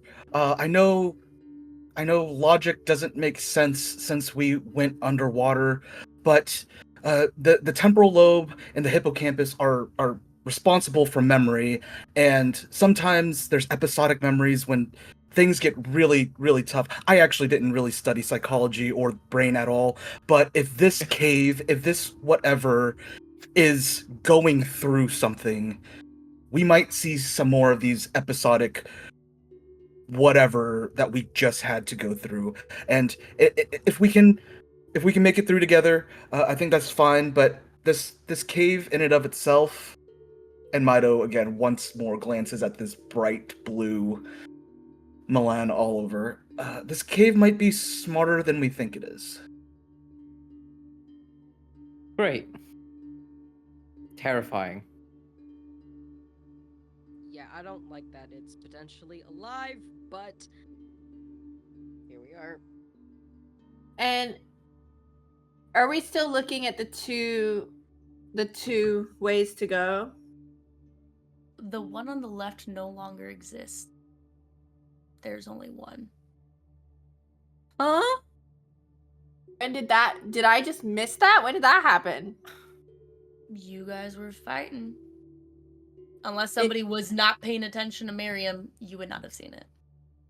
Or to not use a double negative, you only would have seen it if you were not paying attention to what was going on with Miriam. Is it like covered by rocks or something? Like, or has it disappeared? It's disappeared. It's just a wall. Oh, Like it was never there. Yep.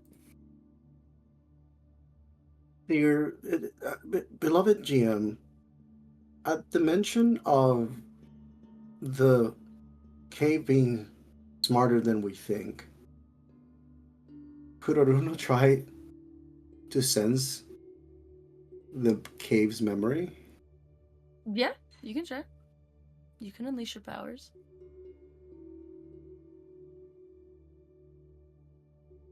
That's a 9. Which one? Either choose to mark a condition, or I will tell you how the effect is unstable or temporary. You tell me. uh-oh.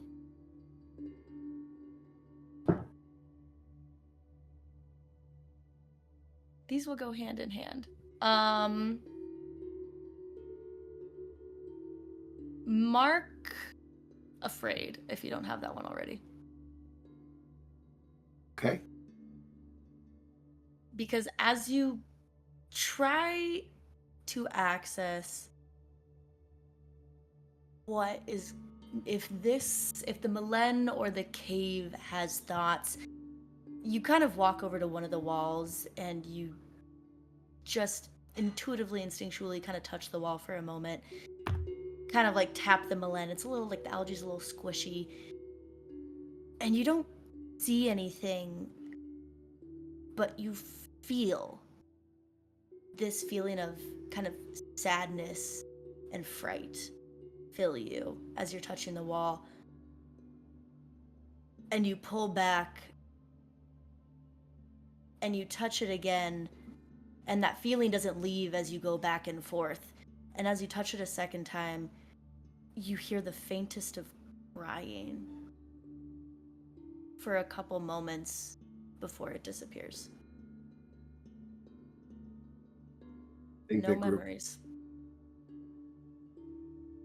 I think that whoever would have seen Orúno would just barely see him sort of like yank his hand back and step back from the wall for a moment and just.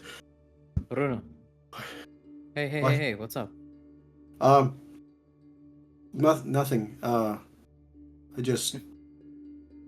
thought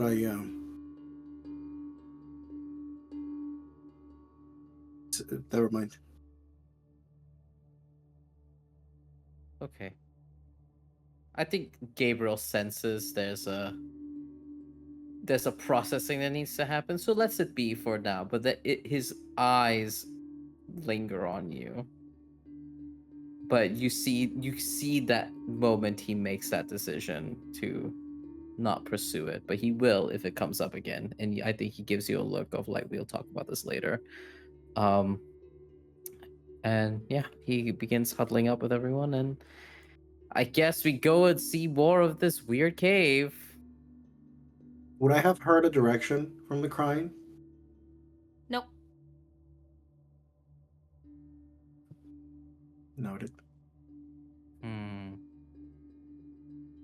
I think you tell me if this is allowed, because I had a similar instinct to Orúno in that, you know, Carmen knows that like science and magic are not the same, but electricity exists in all living things, and she knows she can't feel. There's not a psychic ability, but knowing that the Milen is alive, she had an instinct to touch the rock or touch the ground, which I'm assuming is wet. A great conductor. She just wants to know if she can. It's moist, as you said. Moist. Oh God. She just wants to test the boundaries of her power and see if she can feel anything. She's not trying to do anything. She just wants to see if she can feel anything from the Milen and this bioelectricity. You're just touching the Milen? I think that's how, yeah, she just wants to touch it and see what she can feel. If like I'm gonna roll. I'm gonna roll something over here. And if it helps, I think she saw Orúno. She wanted to do it anyway, but then at the idea that like he might be withholding, she's like, nah, I'm past that. Like we all like what's going on. You kind of just touch the Milen for a minute and you feel something tingle, not in a bad way, but like almost this weird inviting way. And you dip your entire hand in, kind of just into the algae to like feel it on the entirety of your hand. And you don't feel anything. So you take it out.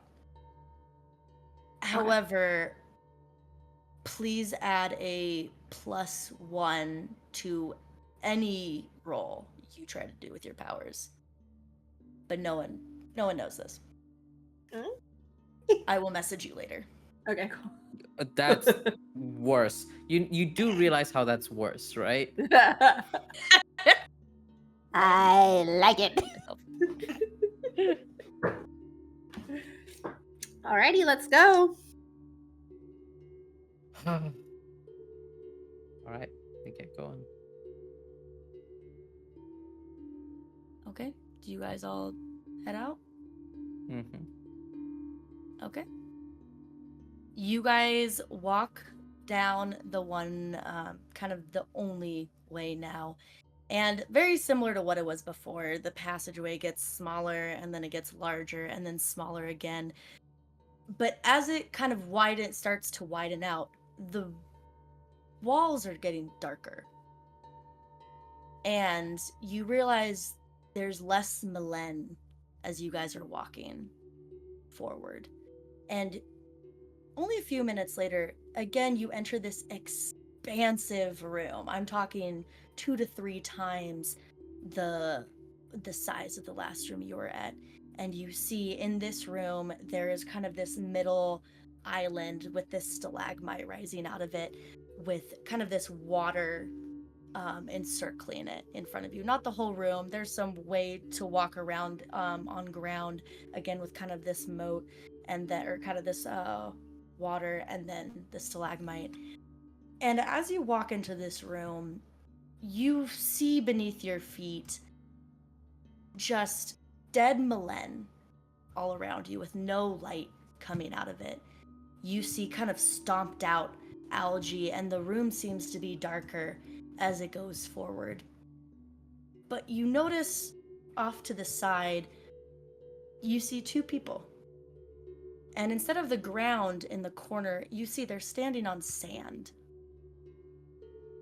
And you see a vision, and you notice it for a moment, because as your eyes adjust to how dark this room is, the scene in front of you almost reminds you of the beach that you left before Irasima took you into the ocean. You see a similar palm tree that one of the people is standing in front of, and you can almost hear that faint sound of drums from before. And again, the 2 figures, one of them facing you, Miriam. But this one more recent, about 10 years ago, from your memories, Gabriel and Tamsyn. And you see another person, but only their back, in a yellow beach dress. You see her arms exposed, warm brown skin tone with black, long, wavy hair, and her dress is sopping wet. And the person who you cannot see their face, you presume see no mouthing from Miriam. You hear from this second person, Miriam, everything I did was for the family. You knew I was trying to create a synthetic drug back then 10 years ago, so that we didn't have to use the Milen. And then all of it's your fault. I lost Naren. I lost Myto. I lost my name. I lost my home. No one looked at me for 10 years, Miriam. Luna said that my own son wants nothing to do with me. And then to learn that you're the reason my child was taken away, and that I know that you're the one who guilted Myto's son into leaving, Myto's father into leaving. And right when I started to get Naren back, I find out you have been doing all of this behind our backs, that Myto could have had his father, but you ruined it. You ruined it. You ruined the family we deserved. And you see Miriam, with a look of guilt, begin to phase out, like the last version of Miriam had. And the second figure starts to phase out, but she turns her head, and you all see, in the yellow dress, the face of Yara before she fades out. And the sand disappears, and you all behind you hear a voice. They didn't even have the decency to face me themselves. Before the lights seemed to go off. And that is where we are going to end episode 7 of Beneath the Surface. Everything coming back together? I don't know. I'm gonna throw it to our lovely cast. Thank you, all of you, for watching. We are finally putting the pieces together of the family trauma. I would love for my players to outro themselves so they can tell you where you can find them and all of their work. I believe by the time this episode's coming out, it'll be in August. So to give my players an idea, the end of August, what the timeline will be, but we're going to go backwards from where we started with Jay. Hi, everyone. My name is Jay, or Nala. My pronouns are they, them. I am on Twitter at NalaWoo, and everywhere else that Nala draws.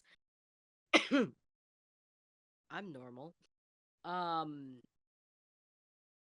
what else? I'm an art director at Hunters Entertainment, and also other places. um, and I also draw things. You should hire me to draw things. Uh-huh. Yep, great pitch. What else about me? When I'm not drawing stuff, I do voice acting. When my voice doesn't sound like ass like it did today. I also do sensitivity consulting. and um actual play straight performance like this in other games too. You should just go on the socials to see what all I am doing. Um that is me. I am dying. But won't we all eventually? With that, I'm gonna pass it to Val, my lovely older brother. Hello, it's me, the older brother. Thank you, younger sibling. Hello, everybody. I'm Valiant Dorian. I use him, his pronouns. You can find me all on the internet at Valiant Dorian or at also Spirit Bear. Please enjoy that lovely treasure I just set you on. And tonight, I have the distinct pleasure of playing your healing older brother, removing the older sibling complex slowly but surely, who uses he, they pronouns, Gabriel Zhao, playing the Scion playbook. If you like what you see here, I'm a TTRPG AP performer, I'm a Twitch variety streamer, and a game designer. You can find me on Saturdays at 8 p.m. Eastern over on Transplanar RPG, where I play another sad man. His name is Sayer, who uses he, they pronouns, and is the doomed misbeloved twin brother of the Chosen One. So a lot more fun and drama over there. You can also find me on Mondays on my own channel at twitch.tv/AutoSpiritBear, where I host a TTRPG talk show called Dicey Banner, where we talk to the makers and shakers in the TTRPG space and have fun conversations while we're at it. And yeah, in my upcoming game, The Beast Within, which is a action RPG that's narrative focused, reminiscent of 80s and 90s grunge fighting games, where you play weird beasts, will be out. Quick Start Guide will be out soon, hopefully when this is out, and you will be able to enjoy and play weird beasts yourself. And with that, I'm gonna pass it on over to, I believe it's Victor. Yeah, you believe right. Hello, everybody. I am Victor, pronouns he, him. I play Orúno Munín, also pronouns he, him, playing the fun book of the Doom. Hilarious. You can find me as Victor underscore the Story Weaver on TikTok. You can probably find me with that same search on Instagram. And I am an actor, writer, director, choreographer, all many fun things that you can probably see throughout the various creative endeavors that I share with the world. So, with that being said, I'm definitely not looking at the list so that I can pass it to Danny because I totally knew that by heart. So smart, so smart. Hey y'all, my name is Danny. My pronouns are he, him. You can find me all over the internet at Brutal Dan. That's BR00TALDAN. I also have a newsletter called Digital Thickness with 2 C's, where I talk about marketing and building digital communities and social media and trends, as well as give you a little peek into pop culture through my queer lens.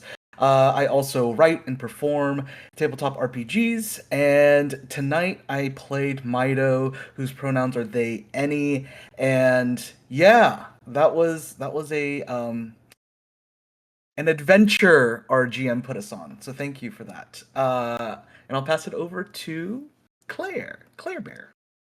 Claire Bear, that's me. Oh my gosh, that was an adventure. Hi, Claire. You can find me all over the internet. Wait, no, I say who I played first. My name's Claire. I played Carmen Pereira today. We both have she, her pronouns. You can find me on the internet at Claire_witchbaby. I mainly stream on Twitch. It's fun or not. You can come or not. Is really whatever you want. That's all.